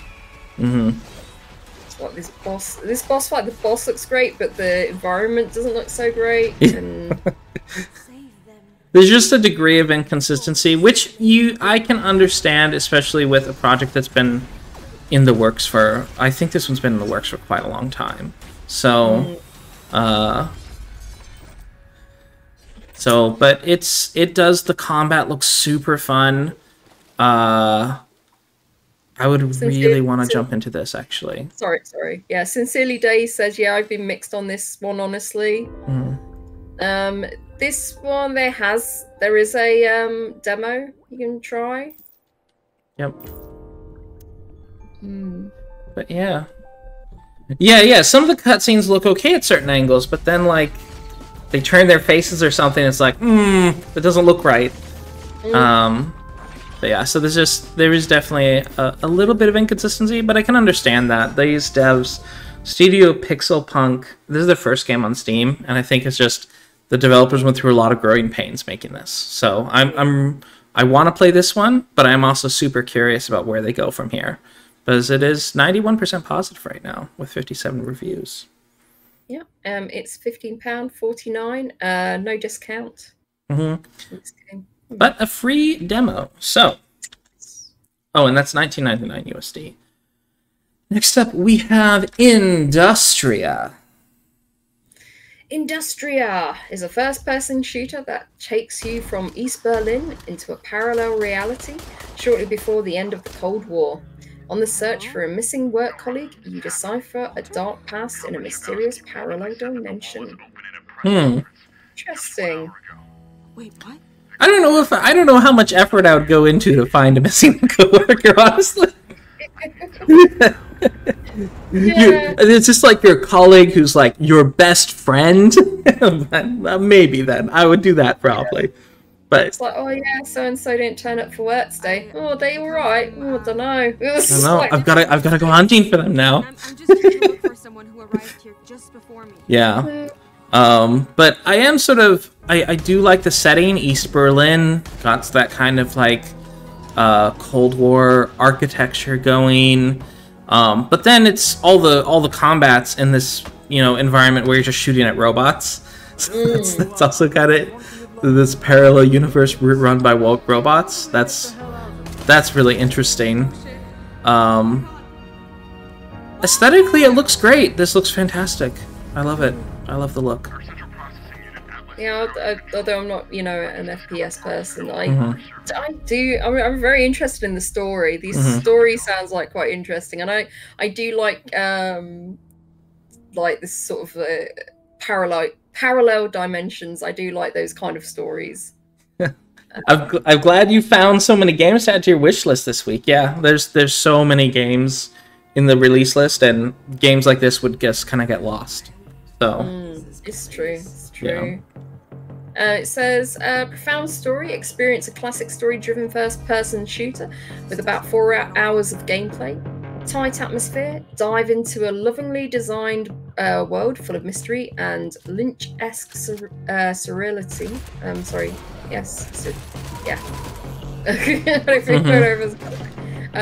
Enemies lurk around every corner. Defend yourself with 4 different weapons. Berlin at the time of the fall of the wall meets a surreal industrialized city. Synthesizer, acoustics, instruments, and melancholic vocals. I'm just imagining her coming to the rescue of her colleague, and the villain why'd you do all this? It's he's my coworker. What? It's who else am I going to speak to when I get a coffee? It reminds me of there's a Korean movie very good called Man from Nowhere, where he destroys an entire mob, a mob organization, just kills all of them because they kidnapped his next door neighbor. They're why'd you do this? You kidnapped my next door neighbor. What? They're just so bad. They're so baffled. Oh my god. It's a good movie. But anyhow. But yeah, that is Industria. It is something mostly positive at 76% with 226 user reviews. It's £16.99. Yeah. There's no discount. That is $19.99 USD. Next up is The Last Friend. Let's see. Doggone tired of the typical brawler or tower defense that is all bark and no bite? Then join Alpha and T. And T1 on a dynamic adventure that has you battling hordes of baddies and bosses on their mission to save all the doggos. Oh, doggos. Oh my god. It's pandering, but I'll accept it. There's a little what do you call them? Corgi. Yeah, Corgi. Yeah, there's a Corgi. They've got a bunch of different dogs, it seems. Yeah. Oh my god. So it's kind of this lane-based action combat, which I've seen done before, but I've never really gotten into this sort of grid or lane-based combat, but that is very interesting to me now. Seen it being executed multiple times at this point. But yeah, that would get me to play a tower defense game. Yeah, you're saving dogs. I think there's enough motivation. So, yeah, it's adorable. One step from eating but dogs, correct. Our peanut gallery is really hot this morning, this podcast. Oh my god. It is 6 reviews. I wonder, let me see. Are they all positive? Oh, there's one negative review, but it's pre-release. The good. Well, of course, the dogs. But I do like the aesthetic. The aesthetic looks really. I like that sort of cartoony kind of look to it. It looks really great. But I'm surprised there isn't a discount on it. £11.29, which I would. And in fact, I'm wondering if it, the price is a bit much as well. Oh yeah, with being $14.99 USD. It is so it is the bad that I've seen. I only saw one negative review, and it seems to be that in an earlier pre-release version of the game, the turrets kind of changed up which turret you chose really changed up your gameplay a lot. Whereas now that's not the case so much anymore. And just the difficulty curve. They don't like the difficulty curve. So Yeah, someone said that it's just not very challenging. It's like it's a casual game. It's a very casual game. Someone has said. But yeah, it's very cute aesthetically though. So I do, but hopefully I just don't know how many. If it is super easy, I'm seeing like a lot of people with less than 2 hours. So yeah, that might be also why people haven't picked it up. If it's only 2 hours and you're charging $11.29 for it. If you have a 2-hour game like that $5 that $5 range would probably been a good spot to sit it. But yeah, that is The Last Friend. Next up, we have Kaluna. Kaluna is a small adventure game about the Norwegian composer and violinist Old Bull, 1810 to 1880. So I was trying to figure out what this game was, and the trailer like showed 4 screens at once. I'm like, wait, is this like couch co-op? And no, it's not. That's just decided how they want to do the trailer. Which, by the way, video game trailer makers, as soon as you show a split screen like that, everyone's gonna assume it's multiplayer. So don't do that. I don't like the character designs. I feel like it kind of doesn't match the aesthetic of the rest of the world. It looks so they look kind of creepy dolls. Yeah, they're like the wooden dolls just like painted on. So and it supposedly has some sort of like, I'm looking through the gameplay and it seems there's clicking, there's picking up things and stuff, but and there's a lot of exploration, but I'm just not sure how the story gets delivered. I wish I went into a bit more. It's developed. The Surrealist developer is a Norwegian indie game company based in Oslo. Surrealist was established in 2015 by game designer and founder Christian Boen. Kaluna is Surrealist's first official game. Solve quests based on historical events from his turbulent life and experience Norwegian scenery, history, and national romance. I'm not sure what national romance means, but does it mean falling in love with the city? Well, I think national romance is like the kind of taken from the older definition of the word, where it's like that sort of feeling you get about a place. Because romance comes from the word Roman, so like evoking the time of Rome, which of course during the Middle Ages was when times were happier. So because, during the Dark Ages, you're all divided and everyone was thinking about like the romance, the Roman period. So it's all like happy memories. And so I think that's what they're using the term romance here for. Oh, wait, it says, Bull was caught up in a rising tide of Norwegian romantic nationalism. Oh, okay. Yep. And acclaimed the idea of Norway as a sovereign state separated from Sweden. So yeah, it's about the love of nationalism for that country. Okay, so this would have been the time when the Swedish throne controlled Norway then. Okay. I wish they would have put that kind of in the blurb, like what you have to, what you're doing in it, really. Then, because it's just like, hey, it's about this composer. If you're not Norwegian, you hear the name Ole Bull, you're like, okay, who? But yeah, Kaluna by Surrealist AS. I suppose it might be historically interesting, and for those who are really interested in looking into the past of Norway. I just don't think the aesthetic necessarily serves it that way, but all right. It's £7.19. There's no discount either. I think, I'm not sure if this has been priced too much, but yeah, I think it should have been given a bit more information to appeal to a more international audience. Yeah, $9.99 USD. Next up, we have The Architect. Paris. The Architect Paris is a construction game that allows you to shape the city of Paris into what you want.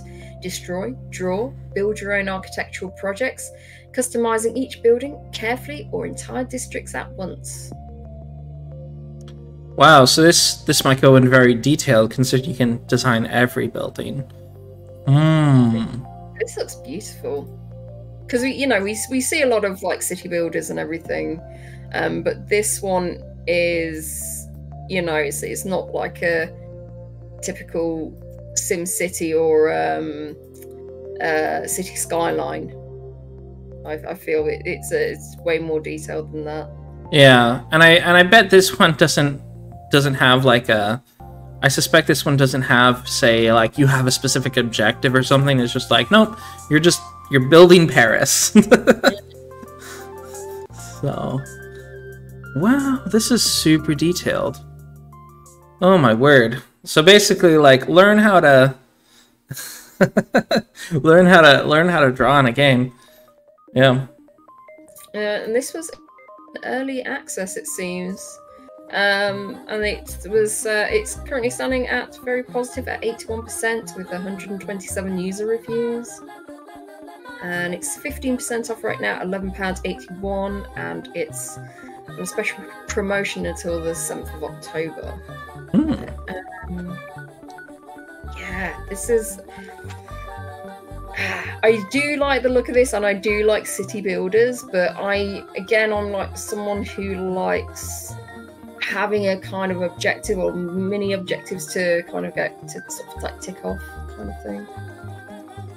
Yeah. Gorgeous game. Yeah, so let me see.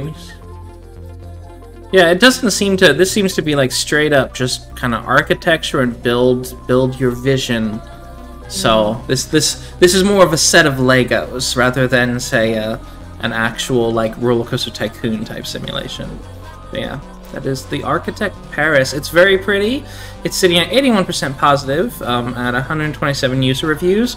You might be a qualified environment designer if you actually like make a city. So, but yeah, that is the Architect Paris by Anoto Games, and it's $15.29 USD. Right. Next up is Aeon Drive. Rush through the cyberpunk landscapes of Neo Barcelona in Aeon Drive, an action platformer with a speedrunning twist. Whether solo or up to 4 players, player co-op, sprint and dash through many areas of the neon-infused city and use your time and space-bending abilities to get ahead. I don't like how small the characters are. Oh, yeah. And apparently you have 30 seconds to get through the... Like, you have a 30-second time loop. So it's like you have 30 seconds to get the objective done. Okay. Oh my god. This is a stress platformer, then. Yeah. Even more stress. So it is multiplayer, but I believe it's split-screen multiplayer, so not online. But yeah, it is very fast-paced platformer. The aesthetic looks fine. It's just I'm not good at platformers already, so adding timer. No, it's just too much. But it is standing at 95% positive with 21 user reviews. Yep, so it's definitely found its audience of kind of speedrun players then. But yeah, that is Aeon Drive. Features, there are 100 levels, so assuming you do it perfectly immediately, it should take you 50 minutes to beat the game. But I doubt anyone's going to do it perfectly, so... Yeah. 10% off right now at £9.89, and the offer ends on the 7th of October. Yep, $13.49 USD. Next up, we have Imposter Factory. A bonkers time loop, tragic comedy, murder mystery, thriller featuring multiple casualties and a suspicious cat from the creator of To the Moon and Finding Paradise. Yeah, I was quite surprised to see this. I was like, oh, he's still alive. He's still making games. So we haven't had any from him for ages. So yeah. this is a lovely surprise. And of course, it's already standing at 97% positive with over 2,000 user reviews. This developer just has a license to print money at this point. Like, whenever he's out of money, it's like, oh, I better make another game. Because it sells insanely well. And to his credit, he only sold it for $8.99, so. Yeah, this is it. He always keeps his games like very, very reasonable price. Very reasonable price. It's 10% off right now at £6.47 till the 7th of October. Yeah. Yeah. And then he just gives away some of his older games, so. Yeah, I've played To the Moon and I've played A Bird Story. I didn't like A Bird Story so much, but that was like a prelude to Finding Paradise. But as I didn't enjoy Bird Story, wasn't sure if I was going to enjoy Finding Paradise. But I'll probably it is in my library, so I'll probably play it at some point. Finding Paradise is very highly rated, so I would assume that it's pretty good. Yeah, I think the Bird Story one is too, though. So I'm like, oh really? Yeah. So that's high. It's highly rated as well. But yeah, I really love To the Moon. When anyone asks me, say someone who doesn't play video games and they're into sort of narrative games and they want to like try video game, I always recommend To the Moon. Because it's just got that fantastic story and it shows that what video games can be, and it's not all about fighting and shooting stuff. So yeah. Yep. And you always leave a game by Freebird feeling something. So, or like having to like think about it for a bit. But yeah, that is Imposter Factory. It's already been picked up by an enormous number of people with 2,400 reviews. So, and it's... I like the key features here. It says, a story that will make you curse at the screen, a cozy mix between adventure game elements and classic RPG aesthetic, dialogues that read so wrong but feel so right, an espresso execution with zero filler and no chime drains, long cat. Oh yeah, that's another thing about him. Like, he has like these really like emotional and serious storylines, but then he throws in some absurdity at some point. Like in this case, there's just this long cat that just stands up and it's really creepy. And it's just like, why did you do that? What is this? It has nothing to do with the plot. Just ignore it.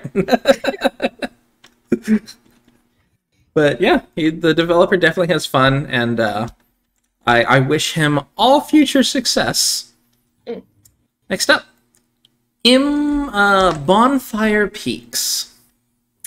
Set your belongings on fire on a beautiful voxel art puzzle island.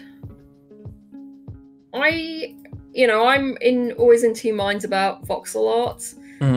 I really like the way this one looks. Yeah. Although I'm not big on the gameplay. I'm not. I know this is like a puzzle game, but it's just like, I'm not. I don't know if I'm into it. Yeah, it's got a. it's just a puzzle, and just I don't know. Yeah, I wasn't particularly inspired to it. It does do decent voxel art, I will say, and I suppose those looking for kind of puzzler, this would be quite fun. Yeah, it's a bit different, and I suppose if they've like focused quite heavily on the story, I think it could definitely be worth it. There is a free demo, so you can try it before you buy. And it's currently standing at 100% positive with 25 user reviews. And it's developed by Corey Martin, so I believe it's a solo dev. And it's 10% off right now at £13.94, which ends on the 7th of October. Yep.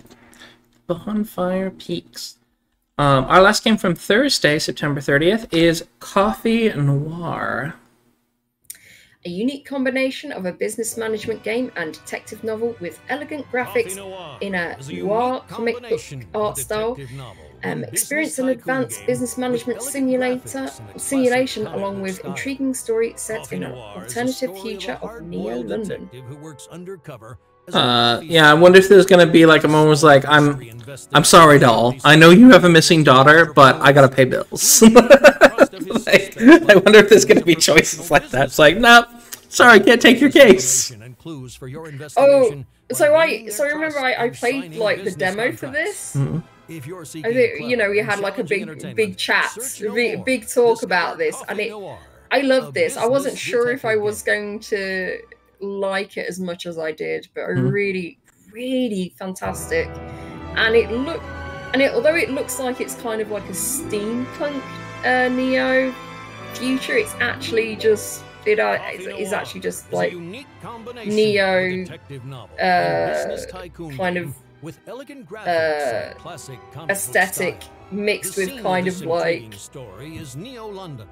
like old style clothing, basically. Oh, okay. So it's modern setting, but like fashion is still the 1950s. Yeah. Okay. Yeah, basically. I feel like that would be a better world, because fashion in the 1950s. Like, I don't know. Not 1950s, no. No, not 1950s? No. 1920s is better. Maybe, yeah. But yeah. But yeah, I really enjoyed this, and I couldn't wait for it to come out, and I didn't notice it had come out until we were looking through the release list. The problem why I'm not this isn't an insta buy for me is because it's like £17.54. Ooh, $22.49 USD. Yeah, and that's with 10% off, and it's just like, wait, what? What? Yeah, that's a hefty price. Yeah. Someone had put a negative review saying the TLDR writing is engaging and art is good, but the gameplay is too easy. And folks are saying it's like 2 or maybe a bit more hours. Discover Coffee Noir, a business detective game. Yeah, that's the thing, because although you're like running like a coffee business, it doesn't seem like, you're doing that like in an endless mode or anything like that. You're playing it with along with the sort of narrative. So you can only, because you only have like a certain amount of money, you can only play for a certain amount of time, sort of thing, in between each narrative step, sort of thing. So yeah, you can't really stretch it out a lot. Just just playing the business side of it. Yeah. So yeah, and if it's only coming up to 2 hours, I'm shocked at that. That's really bad. But actually, I've seen like there's 2.5 hours, but also I've seen like 11 hours and also 12 hours. But the 12-hour one they were talking about, like, let me see, is it this 12-hour one? I've seen a couple of 12 hours one as well. Oh, there's another one. And he said, like, so game is quite interesting. As for 2 hour, I'll not refunding it. Story looks entertaining. Okay. Oh, yeah, so that 2 hours doesn't sound like they've played through the whole game then. Okay, yeah, all right. So maybe it is a bit longer, maybe 5 hours. But I hope that it's closer to 12. Yeah, I am definitely going to pick this up because I really enjoyed the story and I love the mechanics for it. And but yeah, I'm just going to wait till there's a massive discount for it because I don't want to pay 20 quid for a game. It is 90% off right now. Sorry, the 90% positive with 10 user reviews. It's only 10% off. It was 90% off. You'd be snapping it up right now. Yeah, absolutely. All right. So Sunday, October 3rd is our final game, and of course this week's furry bait, Fist Forged in Shadow Torch. Oh my god. Fist Forged in Shadow Torch is a Metroidvania action game featuring exploration, intense combat, and challenging platforming. The combat in this game legit looks great. It was already on my wish list. This looks so fun. And it's got this kind of wacky, weird world going on too, where there's narrative moments where you're at like a ramen shop, or like you're just hanging out. The cutscenes look fantastically done, so I was quite impressed. The voice acting, some of the voice acting I heard was not good though, so I really hope they'll let you like play it in some form. Because if it's foreign voice acting, I'm like, okay. If it's not English, I can just kind of assume it's good acting. But when it's English acting and it's bad, I'm like, just like grimacing. So just let me read subtitles, please. So hopefully they let you do that. It's like there are some aspects to it that looks really great. Like again, the cutscenes it looks like, but I don't like. I'm looking at the panels here because a lot of them, it looks like side-scrolling kind of, and I don't quite like the look of that. I'm not sure why. It just doesn't. Some of the glow effects a bit intense. And I think it's cell shaded too. Like the environments are cell shaded, but the characters aren't. Or at least, yeah, the characters aren't cell shaded, but the environments seem to be cell shaded. Kind of weird. It doesn't kind of sit right. Yeah. Oh, and the main character is decently voice acted, but the some of the side characters are not, and that would drive me up a wall. Also, some of the localization that I saw in the trailer, like because there's been multiple trailers of this, some of the localization, it's just not natural English sentences. I'm like, stop talking. But so I'm really hoping that they have full audio available in Chinese. So. But, yeah. There is a free demo that you can download, and it is 10% off right now at $22.49, and that's until the 9th of October, and it's standing at 89% positive with 309 user reviews. $26.99 USD, which this seems more of a AA game as far as it just does appear to be more of a AA game than a AAA, so I can kind of understand why they're going for the higher price. It's been advertised at a lot of places, so, but, yeah, 89%, 39. It's on my wish list. With that is the end of this week's releases, so the question, of course, is what did you think was the best of the week? And, of course, chat, please let us know your opinions as well. Right, yes. So